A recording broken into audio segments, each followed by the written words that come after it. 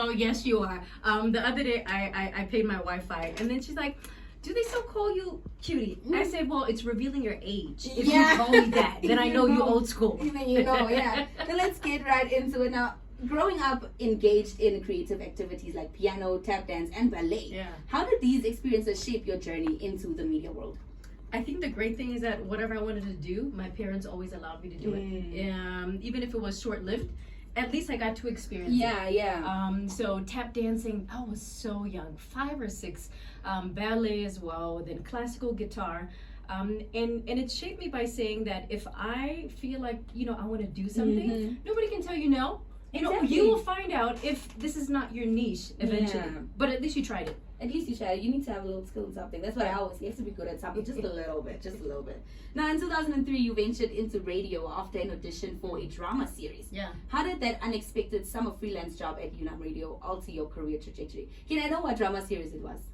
Susie and Jaffa. Did you know about it? I've heard about it. My mom talked about it once. Oh, okay. I remember. Who's your mom? Her name is Amanda. Oh, all right. Is she my age? No, you look young, so I don't know what your age is. You look young. So my son said the other day, "Mom, you should never ask a woman her age." So yeah, you might as well just say you look young. Yes, that's it. I'm not gonna ask. Sweet 16, forever young. So Susie and Shafa, I didn't get the role. So that's why I love setbacks and failures, because when one door closes, the other door will open that was meant for you. Yeah. So I got the no. I wasn't selected as Susie. Yes, I was heartbroken because I really wanted it. But then after the audition, the studio coordinator at UNAM said, "Hey, we really loved your voice. Can you do, a part-time radio show?" And that's what I ended up doing: breakfast, afternoon, weekend, weekday show. And now here you are. Yeah. And I love that you said you love these setbacks and these drawbacks, because I remember I wanted to do journalism. This is like a testimony story. I wanted to do journalism, but I was like, you know what? I don't know. Let me just be honest. I wasn't accepted. Then I went into communications, and then I was like, this is a door opening for me. Yes. And now look where I am, guys. Amen. And I'm so proud of you. Thank you. You're my son's name. Yeah, my son's name is. Yeah, for those of you that don't know, FYI, Miss Platson and I are namesakes. We are namesakes, please. But yeah, so DJ K-Boss bestowed upon you the name Cutie during your radio days. Can you share the story behind this nickname and its significance in your career? All right, so on radio back then, everybody didn't go with your first and last name. Yeah. Because, you would DJ something. You want to be something. And I was like, oh my gosh, so I had braces. I was really young. I was 15. And K-Boss was the first guy I did a show with. K-Boss and Nancy.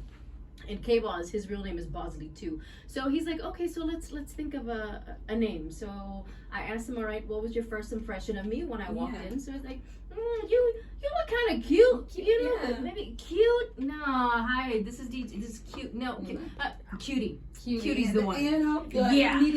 Immediately. I love it. Now, from radio to television and eventually PR, you've navigated various facets of the media landscape.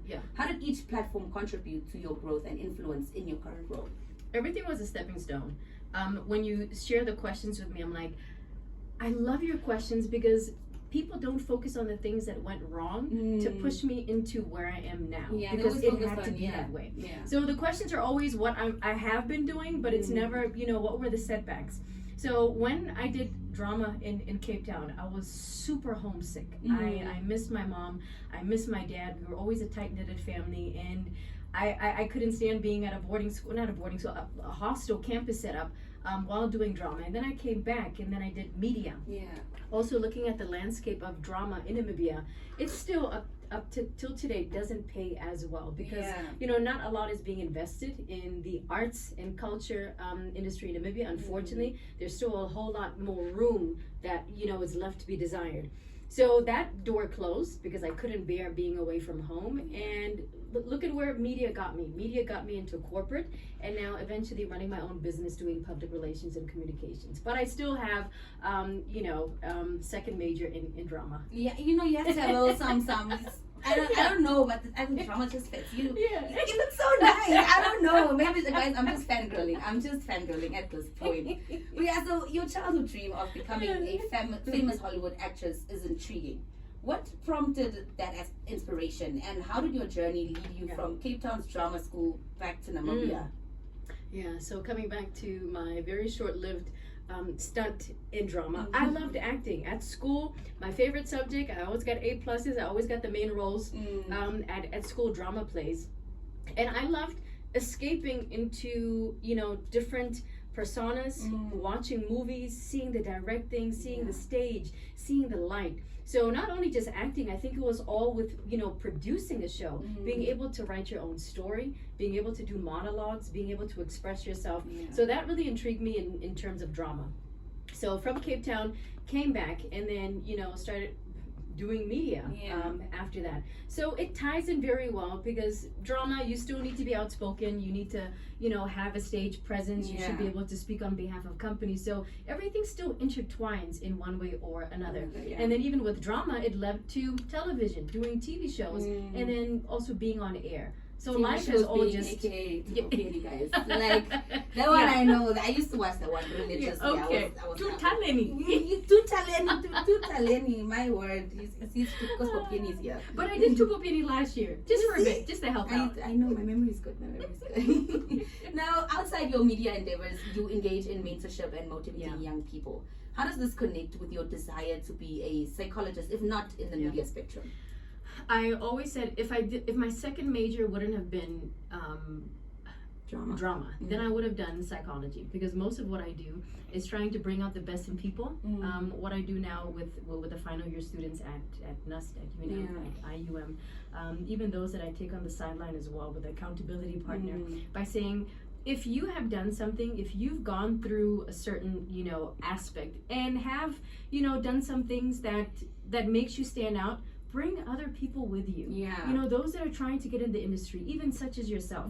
How do you allow to share your story and help them physically by saying, look, piggyback right on my network. Let's do some training.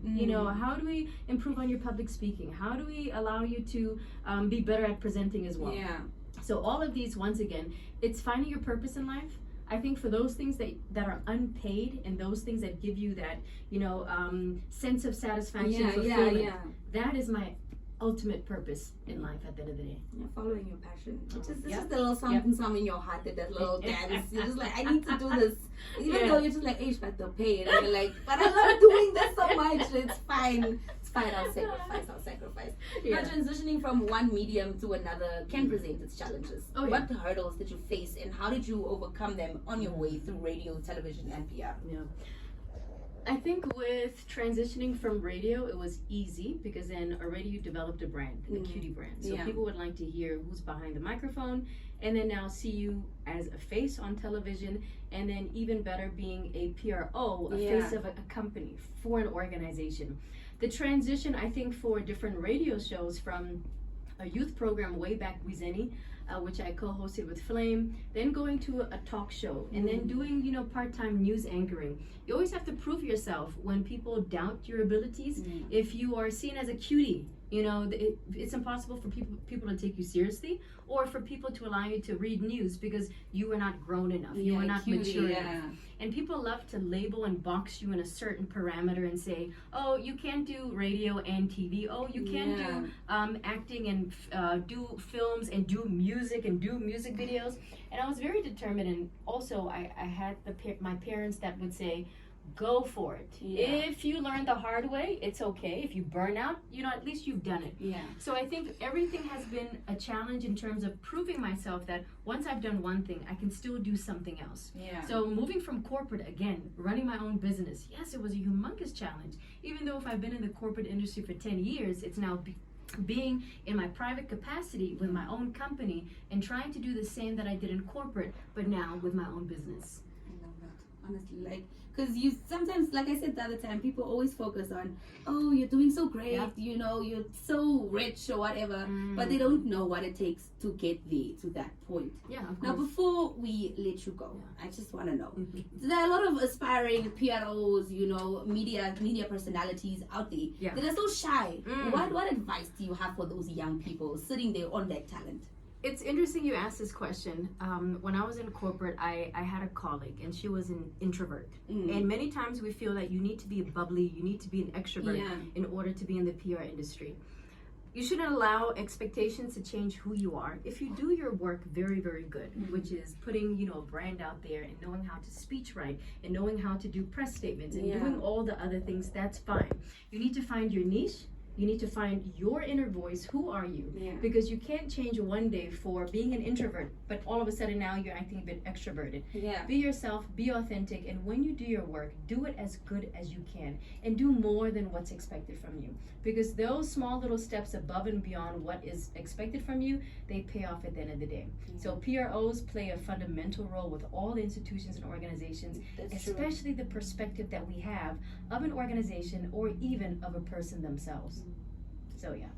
Guys, be yourself. That's all I heard. Like, be yourself, and that's what I'm taking with me from here. Yes. Like, there's nothing. Don't box yourself. Don't put yourself in a box Yeah, because limit. Anna is saying no, you can't do this because you're like this. No, leave Anna alone. Yeah. I was telling my friends the other day, you guys are so focused on what other people think of you. What do you think of yourself? Like, you need to figure out that and just go with that. Instead of focusing, no, Anna said this, Pete said this. No, leave those people alone. But thank you so much for joining us in studio. This was so short and sweet. Appreciate you and keep up the excellent work. Thank you so I'm much. tuning in. Please, and I'm watching you. Please. That was Ms. Ilka Plug in studio just to tell us about her journey and how she got to where she is. She's a big name in the media industry, and we're just here to unravel what it is that makes her who she is. And right after